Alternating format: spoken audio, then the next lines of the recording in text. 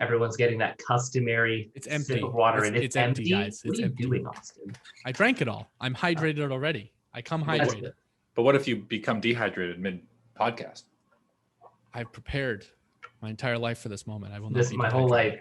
I've been hydrating for this moment right now.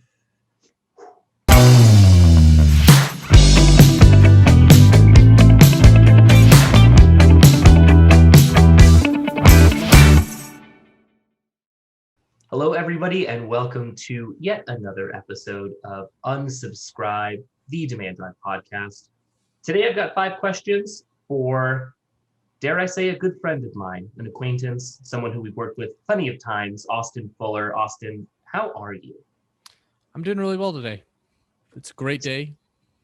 That's good. Is it a great day just in general, or like, I don't know, did something happen to make it a great day? Well, I think every day is a great day. It's opportunity. And, it did start raining here in North Carolina. It's cold and rainy again, but that's okay. Well, we work from home. I'm lucky enough to do that. So it's nice and warm. It's not, my heart goes out to everybody in Texas right now that has a power outage. That's a real tragedy. Yeah. And I hope people we actually have people from our company that work remotely in Texas. So making sure they're okay. So I really hope that, people can get back to normal life and warm and fed and get their power restored. You really take that stuff for granted sometimes. So 100%. There's some pretty gruesome videos coming out of the hailstorms and just like general ice going on down there. Someone from New England who is used to stuff like that, we're pretty prepared for it up here, but it's a tough situation when you're not, and when it's as aggressive as it is in Texas right now. So I echo those sentiments. Hearts go out to everyone living in Texas, but this isn't a weather podcast. Today, we're going to be talking about, I guess, like a larger, I'm going back to a weather analogy, an umbrella topic of vanity metrics. We're definitely going to kind of dive into a few different areas within that overall topic. But before we jump into any of the meat and potatoes here, let's start by learning a bit more about our guest, Austin Fuller. I know a lot about you, but maybe our audience doesn't. So who are you? Where do you work? What is your job? What's your story, Austin? Yeah, so I'm the director of sales at Newarks, and it's a really great time. I would lead a sales team of about 10 inside sales professionals that sell cybersecurity and SaaS solutions to a variety of, we sell in a variety of verticals. But my background, I started as an SDR, so really have a lot of empathy for SDRs, so much so that I put my direct email and phone number on my LinkedIn profile, and I've gone into Zoom info and added my cell phone. So, you know what I mean? Like I have a ton of empathy. I've been, I started the career in the 120 dial a day grind. That is that job. And through that experience, I've always primarily been in technology and software, especially software as a service, a little bit in healthcare. And then most recently, obviously cybersecurity currently, but previous to this, doing federal government work. So a lot of enterprise software. Our healthcare software was for hospitals and health systems. So a lot of enterprise sales, SaaS experience, and now doing a similar job, just in a leadership role here at Newarks. Awesome. So safe to say that you've been around the block a couple of times in regards to some of the stuff we're going to be talking about today. Yes. Great. So let's dive into it here. We're talking kind of loosely about this idea of vanity metrics and some of the KPIs that you might be measuring, specifically you as a sales director in that leadership role, taking a look at the efficacy of your team and sort of how it's built and all that. Let's dive into some of the KPIs that you consider to fall into this category of vanity metrics, starting with, I think, in your opinion, the biggest culprit of them all in email opens. When we started talking about this topic, you were pretty adamant that you hated the metric of email opens. So let's dive into that one first, because I think it's going to be the spiciest one that we talk about for this episode. Yeah, I think hate's a strong word, but I think it's the appropriate one. And because, all right, so here's the trap you fall into, is that vanity metrics at times, what I find is the cycle. And I think this will help set a precedent as we talk about each, different metrics and the impact of them. is that vanity metrics set this trap where if you find something that works, you then hyper focus on just doing that thing that works until it no longer works. But it also causes you to focus on to never find the thing that works. And so when it comes to email opens, and when I was an SDR, and this is an easy trap to fall into, is that I remember spending time optimizing my subject line for email opens. And as someone in cybersecurity, I just want to tell you that, salespeople, I'm sorry, but we are building ways to make things much harder for you. For example, in our company, if you send an email from an external domain, we punch whatever nice subject line you put in there, we punch it right in the face and put in big brackets in all capital letters, external warning. So that is what your email looks like in my inbox if you are pitching me. External warning. And then whatever your cool HTML email, if you're sending a fancy newsletter because I opted in, or if you're just sending a text email out of your sales automation technology, or you're just writing an email manually, that gets kicked in the head, literally indented down, and we put a big line that says, this email originated outside of this organization. Do not trust it. Do not click links in this email. If it's suspicious, delete it and report it to IT immediately. So just to let you know what you're dealing with, because sometimes you don't. If you don't, I didn't know this as an SDR, right? And I was emailing healthcare orgs, and there are certain verticals that are much more sensitive to security than others. If you're an SMB, dude, the mom and pop shop might not have an IT person that gives them this advice, right? Their IT outsourced, whatever, might not be doing that. But I just want to say that, like, the thing about focusing on email opens is that it makes you think that you need to optimize your subject line for good email opens so that it gets read.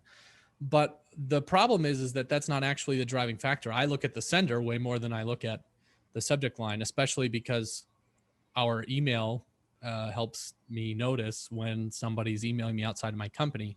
So a good strategy, for example, if you want to get around that, spend time trying to network into the company and get referred, right? Get in someone, a subordinate, if I don't want to say subordinate, but right, somebody who's lower on the hierarchy than the decision maker to refer you up. I actually did that a lot at my last company. Is I would be aware of problems that were going on for my last company, I reported to the COO.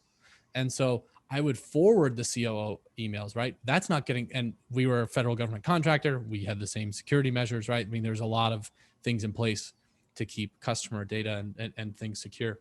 So again, I would forward things. Now that's going to come across safe. And it's also from someone they trust. So, and I think that because we spend our time racking our brains or looking up blog posts with top 5 most opened subject lines, is we miss actually coaching and improving the behavior that will get you the most opens, which is getting referred or meeting someone or providing some sort of value outside to then allow your email to get opened. And so that's the whole trap with vanity metrics, is you end up hyper focusing and developing and iterating and putting all the scientific and innovative energies into activities that don't move the needle as much. Sometimes they work just enough to keep doing them, and other times they're just ineffective.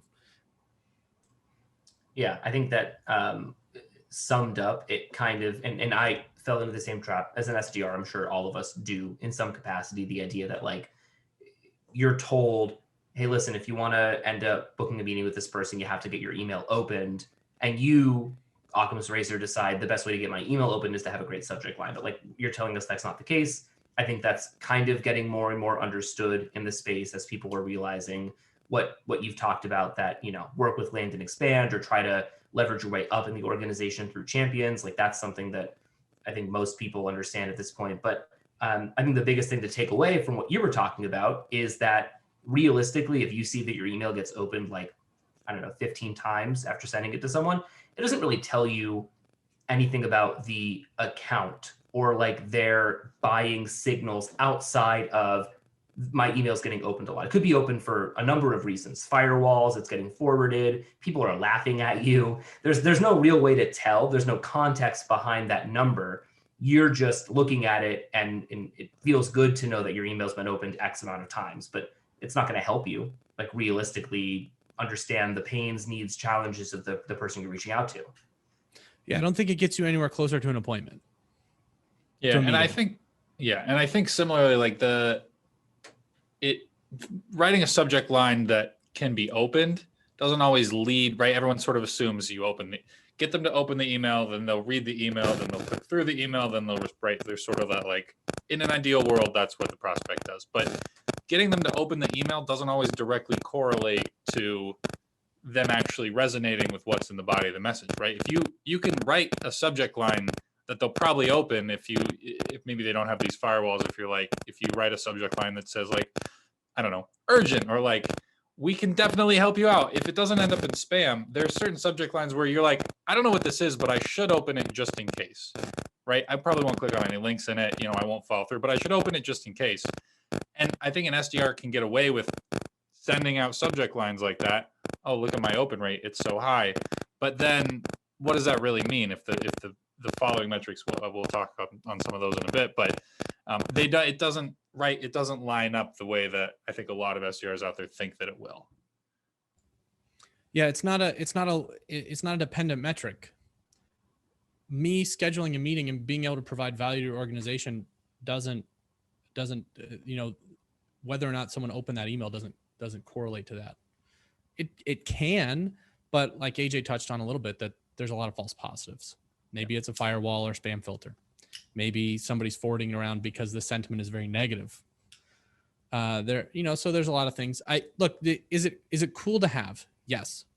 I mean, I think you can use it. Vanity metrics are useful when you're trying to diagnose problems, right? When you're troubleshooting why a rep isn't having success, you can use them to help give you insight. You can, but I think but the problem is that a lot of sales leaders, myself included, I'm guilty of this. And as a rep, I was guilty of this, is that I actually use it as a step to success. I go, hey, I want more meetings. So I go and, we're taught the reverse waterfall, right? I want X number of meetings or deals or money, and to walk backwards. But the problem is that unless the step that you're walking backwards from actually directly influences the next step, it's a vanity metric, and you're going to be optimizing. You end up just optimizing your emails to get opened for a variety of reasons. And if I wanted a lot of email opens, I would find spam filters that open it 20 times, and I would send it to those. Just keep you right at the top. I mean, yeah, like you're showing it off to your manager, like, dude, check out all these email opens I got. You look pretty cool because you've got 30 email opens, but that deep down you've done nothing. It's not really worth anything. And I think that actually kind of segues into the next metric that I wanted to talk about, because there's a lot of similarities there between the backwards waterfall and sort of like a feel good number. It's dials, looking at the number of not just dials that you put out in a day or a week or whatever, but how many times you just like physically pick up the phone, how much time you're spending talking to someone. Like, those numbers get scrutinized like nobody's business in most SDR functions. And you have a similar opinion that the number of dials realistically doesn't paint the full picture of like how effective an SDR is, which I agree with. Yeah, I mean, this isn't groundbreaking, right? I think dials is a vanity metric. And there might be people that get really upset with, like, oh, well, Austin, you need to make calls. I'm like, you do need to make calls, but you need to have conversations. And I think we got to stop looking at calls. We actually did that, is starting with this quarter. I took calls off our dashboards and reports. We still record them, right? Mm-hmm. They're still in the CRM. We're still, we can report on them if we want, if we need them. But we're running that experiment right now where we're not going to look at them, period. And the thing is that when you optimize for vanity metrics, and reps know that you are, it drives the wrong behavior. So I'm just telling the reps, hey, I don't care how you do it. I don't care if you send them a letter. I don't care if you send them like, SOS with a lantern or a flashlight or whatever, like Morse code, that's what it is. Sorry. Telegram, Western Union, email, have conversations through the telephone. I don't care if you call them 12 times in a day or 12 times in a month, have a meaningful conversation. And for me, well, then they go, oh, well, Austin, well, then you're leaving it up to the reps. And I'm like, well, yeah, I am. I think you should. I think to some degree, you do need to extend, if you have a problem, you're like, oh, well, my reps aren't mature enough. They're just going to say they have every conversation being a conversation. Well, then you probably have a recruiting problem or a training problem. Yeah. Very illuminating.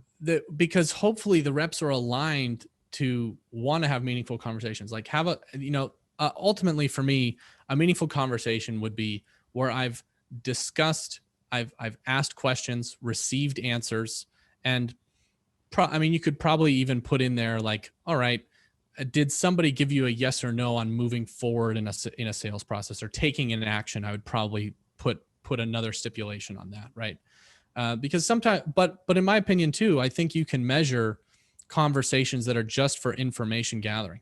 I'm a big proponent of that, in that you should send really good emails by having phone conversations with people that are easier to get a hold of. If it takes 20 calls to get one decision maker on the phone and they end up hanging up on you most of the time, stop making 20 calls to decision makers. Make 4 calls to lower level people, have conversations, gather intel, write it down, and use that to build context for your emails. And so that's the type of behavior I want to drive. But if I'm driving dials as the metric, what happens is the reps then focus on calling into the phone tree. They focus on calling into the voicemail. If the receptionist says, "Oh, they're busy, can I put you through to the voicemail?" They're like, "Oh yeah, please." The call's over faster. Yeah, I get to do more dials that way. Yeah. And I can put left voicemail as the disposition of my CRM or sales engagement platform and move it along. Does it help sometimes? Yeah, you can tell if somebody's saying, you can use it to diagnose and coach, but I don't think it should drive your sales strategy. Right. I think that's the fallacy. Yeah. And I think it's one of those things that sort of, I guess, maybe more modern sales development kind of just inherited from maybe Austin, your early days making 120 dials a day, where it used to be, there wasn't a lot of training. Like you said, you just like, tell me if I'm wrong, because you went through it, not me, but you just sat at a desk, you're given a list with a bunch of names and you call. And the more you call, the better your, manager likes you, the better, quote unquote, it seems like you're doing, regardless of the results. If you have that volume of dials, your job is relatively safe, but you might not be doing a good job at any of it still, even if that's the case. I think the big thing that helped me realize it is when I got good, when I said not when I got good, but as I got better, the number of dials went down, but number of results went up. That's the number one indicator you have a vanity metric is you can run an inverse test and counteract the justification for measuring it, right? I did fewer dials, yet had more results. And it frustrates sales leaders. I know sales leaders that have this idea that like, you should always be calling and pushing forward. And like, well, maybe not, maybe you're wrong. And that's having the humility. The challenge is that sales leadership, so this will go a little bit deeper into the conversation, but what happens is that sales leadership comes from top performing reps who then believe that the only way to success is the way they were top performers. Yep. Which is fine. And the whole pitch, in sales engagement loves to pitch that, right? Clone your best reps. And so is conversational intelligence. Clone your best reps. And I think that that's true to an extent, but you also have to understand that whatever world the rep was in is a different world, and people have a different style, and a lot of times aren't comfortable doing something exactly the way someone else did it. They want to do it they want to have their own style. Yeah. And I'm just gonna say, realistically, like you can't clone a rep. Like we all know you can't clone people. Like that metric to metric, activity to activity. Okay, yeah, you can clone sheep. We know that. But like the idea that you can just, if you can make 110 calls a day and be comfortable with that and totally see success that way, and you think that won't negatively impact SDRs on your team, it's I would say common knowledge at this point that there's like a diminishing return on the amount of dials you make in a day.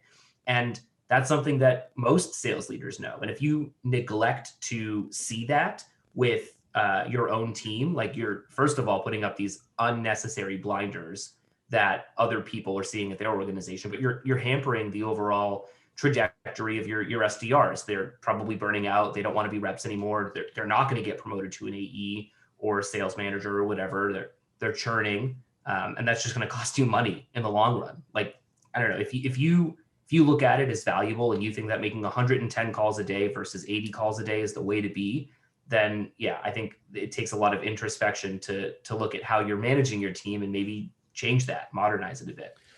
Well, I think so, and I don't want to turn this into a conversation like where I start negatively talking to hustlers, people that work hard, because Right. really, like, I want to, if that's how they want to work, I want to incentivize that, like, work how you want to work. The important thing here is that people miss the mark. They focus on the wrong thing. They focus on dials. But if you need to make 100 dials to get enough conversations, that's great. But there should be a part of you asking, hey, Susie on my team doesn't do that and gets results, or experiment enough to where, like, hey, is it possible to, like, do something else to get, like, it just hampers doing something because it's the only way someone knows how to do something isn't a healthy mindset when it comes to a revenue organization, right? Because marketing and well, I'll say marketing because, SDRs report it to marketing a lot, but, like marketing messaging and methods and channels and mediums change a lot, and buyer behavior changes a lot. And really, I don't know that it's changing all that much, as it is that it's really is that we in revenue organizations are slow to recognize it and slow to change along with them. But I will say that the reason why I like conversations is because that's where business happens, interaction with another human being. And if you can tell me that you can get as many interactions with another human being, meaningful interactions, ones that help move someone take a next step or choose something that helps somebody arrive at the choice for taking a next step or not in a sales process, is what should drive your activity. If you do that, I don't care how you do that. Yeah. But if you can do enough of those and get to enough of those, for me as a sales leader, I want you to have enough of those so that you have enough people choosing to take the next step in the sales process, so that you have a pipeline of people moving forward in a sales process. And if I can see that you're having conversations and people aren't moving forward, it gives me a better insight on what to coach. You're saying it might be something you're saying, or it could be who you're targeting. Like maybe the vertical isn't the right vertical. Maybe our messaging's wrong. Maybe our product set's wrong. I don't know. But again, it's all about diagnosis, experimenting, and iterating. And vanity metrics prevent that because you iterate and experiment on the wrong things. I think that's a good point. I think it segues nicely into the next question, the next vanity metric we have here, which is talking about connects. And it's right. It's those conversations you're having where, what does it mean to connect with someone? I know a lot of organizations that connect is just like, oh, they picked up the phone. Right. And so I'd love to get your thoughts a little bit about that. What's wrong with connects according to you, and what ways could people go about sort of alleviating that problem or avoiding it? Yeah. So, I mean, for a lot of organizations, and for me in my sales experience, and so this is anecdotal evidence, sample size of 1, but there's probably a lot of people watching this where they go, oh yeah, that's my company. You pick up, decision maker picks up the phone. Hi, I am John with ABC Company, and we help companies like yours to do X, Y, Z. Click. That's connect, baby. Moving up. You know that's a phone number that gets picked up every once in a while. Yeah, and I mean, so here's the challenge with connects like that is I don't think it maps well to the actual buying process. And if you follow a lot of stuff on like buyer's journey or buyer's behavior or whatever, a lot of buyers. So it's interesting because all these cool statistics come out on, like sales blogs where it's like 58% of, or like 98% of all buyers are 73% of the way done the buyer's journey before they engage a sales rep. Cool. That's good. That's good to know. So the problem is that connects don't map back to that fact. Mm-hmm. If that's the statistic you want to use, buyers are going to want to. So if buyers are reaching out to engage a sales rep, that journey's done. If you're reaching out to those to those buyers, and this is the problem when you make hundreds of calls a day, you end up only looking for the people that are that have the 78% of the research done on your solution, and that's why you don't have a lot of connects. I mean, why you don't have a lot of conversions, is you start hunting and pecking for just the people that are like all the other people that responded positively to all of your pitches. And instead of, and the connects, so back to connects, the reason that connect metric doesn't work is, yeah, that's cool that all of your dials and emails got them to pick up the phone, but most of the time they're not picking up the phone because they saw it was Alex and Alex sent them a really valuable email. I mean, I would, if I saw it was Alex, I'd pick up the phone, but you know what I mean? Like connects were meant to, to be like, okay, how effective is our 100 and whatever, you're trying to reverse engineer the wrong behaviors. And that's kind of what all of this goes back to is connects tries to reverse engineer. Okay, are you actually calling people or we're trying, it's kind of sales management's response to figure out, okay, is someone making ghost dials? Well, how many connects did you have? How many times is someone else picking up the phone? And, or you're trying to reverse waterfall it.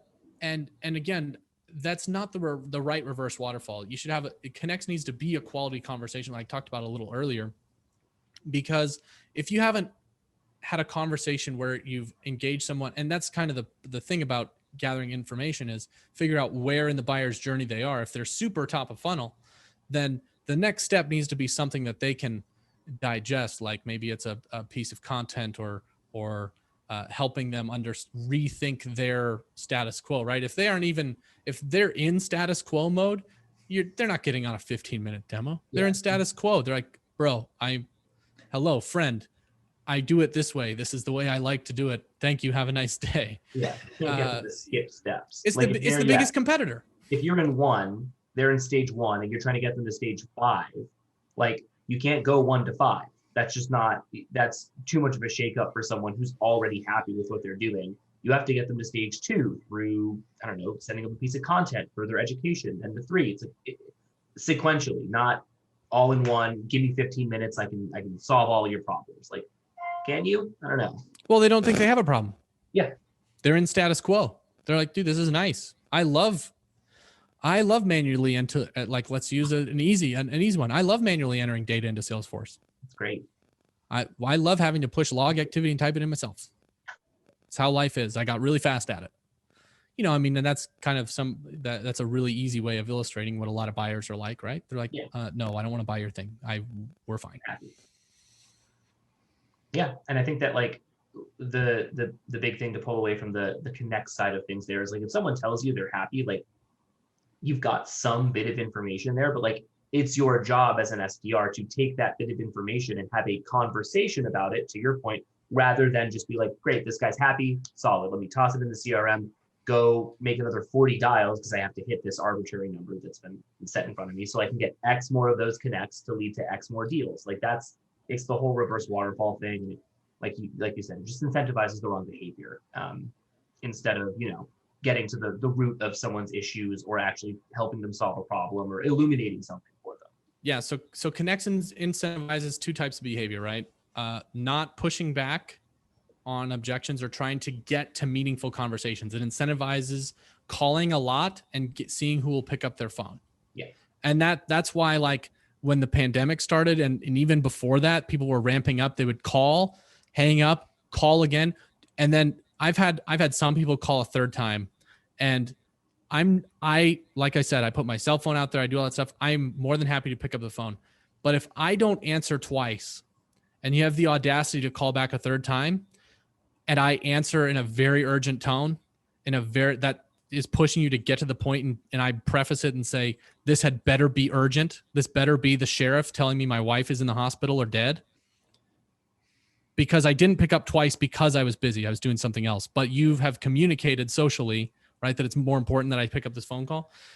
I will be perturbed at that sort of advance. Now, but Connects incentivizes that behavior, right? So it incentivizes, hey, what tricks can I play to get someone to pick up the phone? And the other thing it incentivizes is it incentivizes not pushing back or helping the buyer to rethink their status quo. You just want to throw up your pitch, get rejected, and move along to the next person who will connect that is further down the funnel, which in my mind, if I'm going to hire a human being and pay him a salary and pay him benefits and have him call, I can have a newsletter do that. I can have social media content that can help that can spam a pitch. MailChimp exists. You can do it with SMS. Twilio exists. Yeah. Mm-hmm. Dude, you can build bots that do it. And that spam pitches and get rejected and only find people that are ready. That's not an SDR's job. In my mind, it's a little bit more professional. There's a bit more nobility to it. And that's why I like the role of SDRs, because that's where I found, like, at first, that's where I started, was the spam guy. But then as I started moving into the more elevated and professional verticals, like, dude, you can't spam the CEO of a hospital, a health system, like a $4 billion health system. Like, he's not putting up with it. There's an elegance to it. There's an art that and a level of decorum within the practice of sales development that I expect from an SDR, and that's the behavior I want to incentivize. Mm-hmm. But the problem is that vanity metrics, and in this case, it's connects, incentivizes the wrong behavior, because someone's getting celebrated. Oh, I got 20 connects. Yes. But all they did was, they didn't push. I want people to have conversations and like push back on buyers and say, oh, well, we're good. And I want someone to ask questions that will get people to stop and think, oh, maybe there is something of value, or yes, send me something, not because I want the human interaction to move someone forward in their maturity of the sales process. Yeah. And I think, do you think that it's something that if we sort of reframe connects or replace it with something similar, right? Because you're still getting good information from some of these conversations, and that you don't want to lose. And I know at Demand Drive, a lot of our programs, we use quality connects as a metric, which I think does a better job of, right? But it's still sort of up to the SDR to decide, oh, was this a quality connect or just a connect? So it helps, but I'd be interested in hearing your opinion on, is that something that you think a lot of teams could adopt and work, or do you think it's still something that an SDR might try and game the system a little bit? Yeah, I mean, so look, if you got people gaming the system, it's not that person's fault. It's who's ever putting the system in place. So I think that, like, you have to reverse engineer to what behaviors you want. If there's a behavior that you find is not good in your organization, if it's one rep, then it's training or recruiting. But if it's multiple reps, it's probably not training or recruiting. It's probably the common denominator is the management, but management is inherently reactive. So, and something that I want to toss out here that I think is good, and maybe we'll touch on a little bit more in summary, but is red team. We'll save it for the summary or the recap, but we'll leave a teaser in there for the listeners. We'll talk about red teaming and management, how you light a fire under management in the cybersecurity space, and how sales doesn't benefit from the same type of exercise that we get. But yeah, so I think adopting some kind of, so like I said, for us, it's conversations, and put really clear definitions around that, and then trust your reps to map to the best behavior. Because if you've built a system and their compensation around having quality conversations, setting up good meetings, finding qualified appointments, they should want to inherently find those good conversations and do the right things. The problem is that we're mapping metrics to behaviors and compensation structures that incentivize not doing the right thing. And the thing is, look, and I had to look myself in the mirror as a management and say, hey, this is a management problem. This isn't weird. We didn't hire 10 bad people.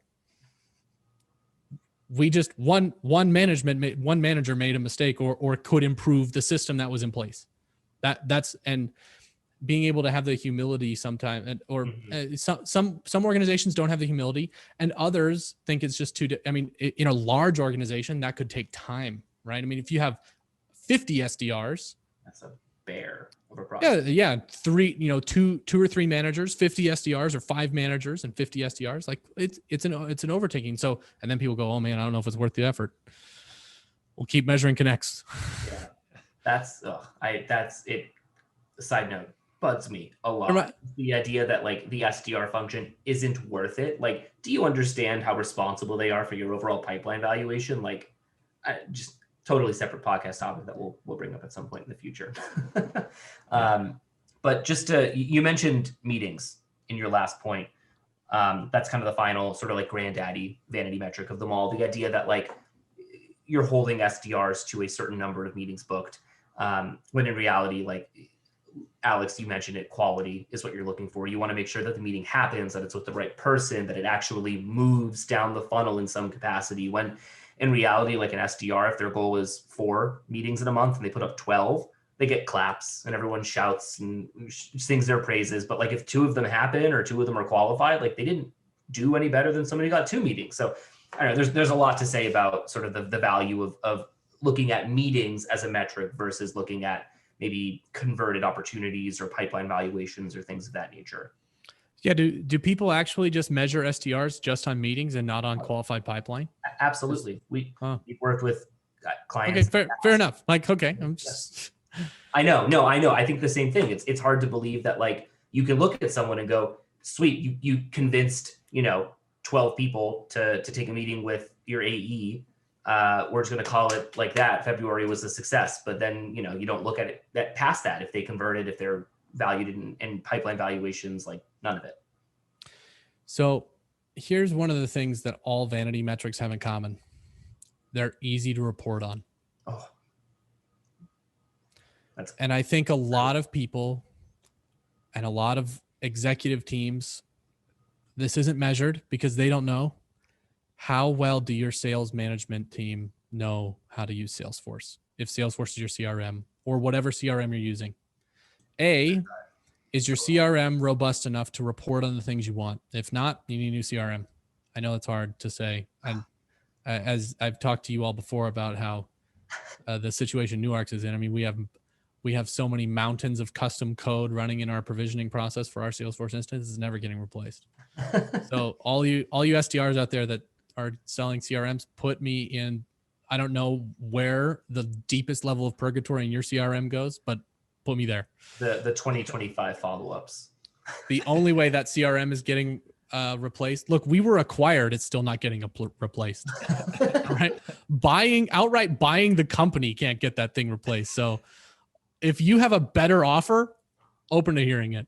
But I think that's one part, right? Is do sales leaders know how to report and actually look at metrics that are meaningful? Because typically metrics that are meaningful are hard to find in your CRM. They aren't just offered up. And so, right, is like, do they want to take the time to build a report that helps find, that runs a report based on qualified pipeline for each SDR? That's hard. Well, it's not hard, but it's harder than just running it off of activity tasks that get logged. Right. Then you're just running a report based on dispositions, actually having to have different operators and logic in your report is complicated, or more complicated. I mean, it has a little bit more of a barrier to entry. So that's one thing. The other thing about meetings versus measuring qualified revenue and pipeline or other vanity metrics, but we'll stick with meetings because I think that's what the question is on, is that the SDR feels more in control of it, right? So I think deep down, the SDR may want to be celebrated and want the clout for booking a bunch of meetings. Because, hey, look, I will say this to some degree, they didn't choose the leads that got put in their queue. Maybe they did. Because it's subjective. Yeah. I've worked in both systems where you can like dig through Salesforce and pick the stuff that isn't being worked right in the database, and others marketing feeds it all in, and right. It's kind of it.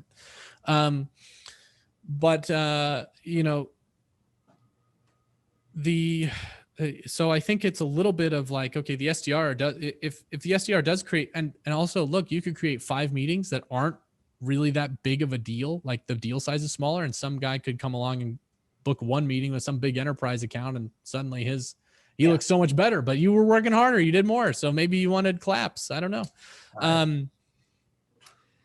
So I think that's one area. I mean, the other thing is that because, like I said, it goes back to control. Is I think people want to report on metrics that they can control and not accept things they can't. I think that's a definite phenomenon. I know that is for me. Like I see meetings as like, yeah, meetings are good, but meetings are a good contributing vanity metric. I mean, they at least influence, right? Like you can't have qualified. Well, for the most part, you're not going to have qualified pipeline generated if you don't meet with somebody. Right. I mean, I'm sure there's some edge cases where like somebody comes into the process like if your ICP walks in with a, on the form, if you have like a 20 field form and they fill out everything in the CRM, you know what I mean? Those companies that are like, how many employees do you have? What is your annual revenue? What is your geography? What is your middle name? What is your passport number? Oh, this is it. This guy's the one. Yeah. Lead score 400. Perfect. With the exception of that, and some companies may have workflows in place where ideal stuff like that gets moved into pipeline and sent. And I know, and it's best practice, in my opinion, that ideal customers get moved directly to AEs and not SDRs. So that's an edge case, right? But outside of that, your outbound stuff, probably going to have some kind of meeting. The problem I have is that most of these meetings are SDRs getting on there and asking me 3 or 4 qualifying questions, banting me and moving me along and saying, oh, well, I really think it'd be worthwhile to meet with my executive. Yeah. My account executive is very happy. Let me click on this Calendly link. Yes, I'm glad I gave you good answers that we could potentially have the money to buy your stuff. Yeah. I've moved up. That's the vanity metric, is like your qualification meetings for sure. Yeah. And the worst part is when the AE doesn't even listen and they're like, oh, let me ask you these qualification questions. Oh yeah. You get asked the questions again. Those are the best. Yeah. Thanks for wasting my time. Yeah. So kind of wrapping up everything that we've talked about so far, all of these metrics are contributing to, in your mind, what, and in my mind as well, looks like a broken system, if you can say it so bluntly. The function in and of itself, at the SDR function, isn't properly attuned metrics wise to what the outcomes a lot of teams are looking for. So I ask you, Austin Fuller, right now, the arbiter of this conversation, how do we fix it? How do teams with all of these issues that we talked about, who are measuring the wrong things, fix it moving forward and have a better functioning SDR team in the future? So partially, if you're listening and you're like, oh yeah, I want to fix it and you want this answer, then good. Then you're probably already in the right spot. Then you probably already know what to do. 40 minutes of audio so far. Yeah, you need to go and experiment and measure actual behavior. You need to take a segment of your team and use your current status quo as a baseline and go and look. I mean, I don't have a super fun answer because it's not, I wish I could come in here like Jake Dunlap and give you the cool hip stuff and be like, oh yeah, if you write this post and these hashtags and it'll take off. But look, I'm super practical. You go and you take a segment of people, separate them off and tell them to do something different, and don't fire them for doing it or put them on a PIP, right? Go and you should, if you're not going to let people have the autonomy to experiment themselves, then you as a manager, whether as your director level, VP level, you need to have some segment that's experimenting. And I'll touch on why. Sales does not get to benefit from something that we have in cybersecurity as a practice, right? Just as a discipline. In cybersecurity, there's a concept called red teaming. And so there's in the military, there's blue 4 and op 4. Blue 4 are friendlies. That's your force. Op 4 is opposing force. So blue team and red team. Blue team, good guys. Red team, bad guys. Sorry if you like the color red. So blue team is focused on security, defense. Red team, the service, like the service you sell, is super cool. Red team is literally a group of like a team of guys. Some guys a genius in network penetration, and other ones malware, and other ones physical security. And you plan an op, you plan a bunch of stuff, and you actually go and you try to break into buildings legally. You can see some awesome YouTube videos. They have millions of views out there. Break into buildings, plant malware, run real cyber attacks. You get hired to do this for real so that the CISO can go to the board and say, hey, here's where and you write a report and say, hey, here's how we got in. Here's your shortcomings. Here's your breaches. Here's how right? There's a really good quote, and I can't, off the top of my head, I can't remember who said it, but it says, management is inherently reactive. The best way to sell management on a fire escape plan is to set the building on fire across the street. Set the building across the street on fire, right? So they see it. And so in cybersecurity, there's actually a service that the cybersecurity executive can pay to do, which is to set their own building on fire. Proverbially. Right. We don't actually set the building on fire. We're not arsonists. Malware in and then like the whole building on fire. No, wait. Yeah, that would be backwards. But but physically break in. Test and, physical security and cybersecurity, try to brute force your way in, try to send phishing emails and do all that stuff, right? In sales, we don't get the same benefit, because what happens is we find something that works good enough and we stick on it. And you've watched buyers move away from the whole, like, you need a salesperson sales cycle the whole time, right? Like, I don't buy a car by going to the dealership. I go to the dealership when I've just about finished deciding on which car I want, and I go to actually test my education and assumptions. And so through all this time, we don't get to test the fact that we have huge holes or we're missing big opportunities over here, because we're so focused on doing how we've always done it. And so there's no red team for sales. And so one of my solutions is build a red team.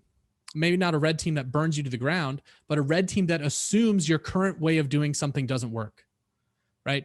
And that's why, so that you're never caught unprepared. You never miss opportunities. Is there, build a red team that just does LinkedIn, or produces LinkedIn content, or does a podcast or something, right? A red team that uses that as the means of generating stuff. And I know those are unpopular, I'm not expecting a sales development manager to go out there and assign 3 SDRs to run a podcast. Right. But even if you're just red teaming a sequence where you remove certain things. So your red team should not be measured on dials, or remove certain vanity metrics and replace them with different metrics, and measure how they perform, and measure what they observe what they do. How reverse engineer after they get results. How did you do this? Break it down and figure out, have them report on what's working. And so that's one of my suggestions, just because it's so effective in security to actually just try to, in one of our software for the government, we actually helped facilitate the inspections for the Nuclear Regulatory Commission. We didn't actually do them, but the software did. And one of the inspections is to actually have an armed terrorist take over of a nuclear reactor. And they have to run that test. And they hire some mercenaries from like Blackwater or the like, and they go and take over the reactor, right? That's one of the tests. Because how else are you going to be prepared for when someone tries to take over the reactor? Yeah. And in sales, we never get that. Nobody says, okay, hey, your email doesn't work anymore. Subject lines don't, the spam filters and subject, you don't have email. Set meetings. Or you don't have the phone. Everyone's working at home. You don't have direct dials anymore. Set meetings, right? And that's what I mean. You need a red team that works with a hand tied behind their back, because we as humans, we're incredible people, and salespeople are incredible people. You find ways to innovate and evolve and work. Good salespeople and human beings in general. So put people in a position to be able to do that. Sales as a discipline doesn't have that same practice that security does with red teaming. Yeah. And I think let's hope. I think part of the problem is a lot of sales leaders talk about experimentation, but I think a lot of managers and reps don't implement or don't go in and try to experiment, because they really stick with it's working fine. Like, it ain't broke, don't fix it. Well, they have a weekly meeting with their bosses. Right. And exactly. So they're talking about these metrics. They know that their bosses resonate with these metrics, even if they're wrong. And so they're like, well, this is working, it's fine. But if you take the time to experiment, and you're right, you would need buy-in from their bosses as well. But if you take the time to experiment, red team it, however you want to phrase it, and have a team dedicated to that, and you understand their purpose, then you can start to implement some of these changes. And without it necessarily breaking, you can still improve upon what you already have and take out the things that turns out you don't actually need. I like that a lot. I think that's a cool idea. I just think it's a cool service. It's one of the coolest services we offer. Yeah, when we have a sales red team who's out there just obliterating your cold email because someone hired you from inside their organization, or they're like, dude, any email, just absolutely tear it apart. Tell this person, no go. I should do that. I should become the sales red team. Austin, sales red team Fuller, coming at you live. Yes, Austin, the red team Fuller. There we go. I love it. Well, I mean, I always, dude, I want to be, part of me is like, dude, I would love to go try and social engineer my way into a building. Dude, salespeople are born for that. The confidence required to like, what you've got. So you dress. So, I mean, just so you know, I mean, you dress up as a utility worker. Sometimes depends on the situation, and you get someone to try and get you to let you into the server room. Because once you're into the server room, dude, you're in Valhalla. That's where you wanted to go. This is an aside, but I listened to a live D&D podcast, like they play D&D, and one of the items that was submitted by a user, a listener of the podcast, was just a janitor's uniform. Because the idea that if you have a janitor's uniform, like any movie you see, like heist movie, you dress up like a janitor, you're in. Like you can get anywhere you want to be. So they were Especially planning after like hours. Yeah, they're planning a building heist, and they were like, dude, I want this janitor uniform. It gives them like plus stealth, so it doesn't really attribute itself to real life. But like the idea that you can just incognito become a janitor, and it's like, yeah, go ahead, you're good. And the whole concept of red teaming is finding where you have vulnerabilities by actually testing them. Mm-hmm. And so the concept of having a sales red team is operate under the assumption that something no longer works. If you book most of your meetings through email, have that team assume they can't, email doesn't work. You don't have email. Go. Yeah, see what happens. Well, not even see what happens. You have to get meetings, find meetings. Or and I mean, I think that when the whole world was on fire in March of 2020, and especially the sales world in April, when everyone went home and they didn't have cell phone numbers, that's why I added mine. In Zoom Info, people were like, "Oh, our conversations have gone down. It's harder." And so, but it's because you weren't prepared with other ways. You become vulnerable when you assume that something that's working, you'll always have to lean on. Mm-hmm. And it's like why having a backup generator is important, or having a fire escape plan, right? You have to know where to go if your house catches on fire and you're asleep. And you wake up in the middle of the night and your house is on fire. How are you going to get out? It's for those sorts of things. But the problem is that people are inherently reactive, and so is management. Like it's easy to blame management, and it's easy to blame management because I am. But it's human nature, and so you have to combat that human nature. And I know everyone says, "Oh, we test and we experiment and we measure," but do you test and experiment in an unconventional way? And the hard thing is, like I said, you don't really have a lot of air cover as a manager, because your director or your VP is going to want reports and if they see, you lose 10 or 15, 20% of production because you're testing, people aren't too happy. They're like, well, we gotta grow 400%. What are you doing? We don't have time to lose 20% to test. So I empathize with all the management out there. I'm not trying to destroy you or roast you. Like I'm right there with you. But if you can find a way to do it, I think that concept is vastly underutilized. Yeah, I think that's awesome. All right. As we wrap things up, I think kind of ending on that idea of a sales red team is really cool. But if you have any last, words of wisdom for the audience before we finish this up, I think it's been a pretty productive conversation about incentives, understanding what activities and what behaviors to actually try to replicate versus just results. So I don't know if there's anything, the cherry on top, so to speak, that you wanted to finish. Oh, that was the cherry. That was the red. Red cherry, red team. That makes sense. Yeah, call myself. Awesome. You're trying to get more free good stuff out of me? Trying to get more free good stuff out of you. It's been great talking with you. I think, like I said, this has been really valuable. If people want to get more free stuff out of you, I know you post on LinkedIn. Where else can they find you? Get some more free Austin Fuller goodies. Yeah. So hit me up on any platform. Like I said, on LinkedIn is my direct email, but I'm at AustFuller, AustFuller on every social media platform that there is. Even WeChat. Foursquare? Can I find you on Foursquare? I have a Foursquare. I'm not on it, so I won't see it. But I mean, I do. It is at AustFuller at Foursquare as well, if you want, I think. But perfect. So. I'd be happy to chat it up and chop it up with whoever wants to. I recommend anyone do it. Austin's a great guy to chat with. So thanks again, Austin, for hopping on. I really appreciate it. This has been AJ and Alex with the Demand Drive Podcast Unsubscribe. See you next time for another 5 questions with someone who's way smarter than we are about sales development. And cut.